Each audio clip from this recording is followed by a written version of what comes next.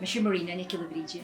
Tá go baill a chur chuman forbar a bhídóir agus mar fairt den Scoil ceoil na Crannóige. So tá Scoil ceoil gon net mín puistí Scoil teartaigh rannaí Crannóntaí ri an Scoil déanna na hána sílaigh ghuiránaíart, drámaíart, scéalaíart agus codúir sin.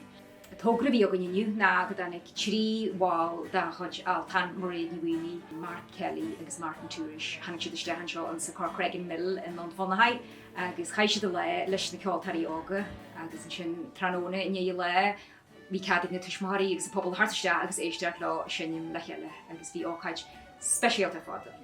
Aniu tamidin non Fionnachaidh agus níl seo amráiste mar cheantar bórgail tartana dhéama sin ach tamid intainta sésta bhabal hartan seo agus an namat seo chorar fáil in Gaelic. sé círan Galthaid rinne an bóra agus an gohón í bhí taithí main te Altan cean na grúpaí séir agus te dulhór ginne le sa Crannóige an Altan mar biscídóir agus na rásan iad agus eis mar an spreadógin.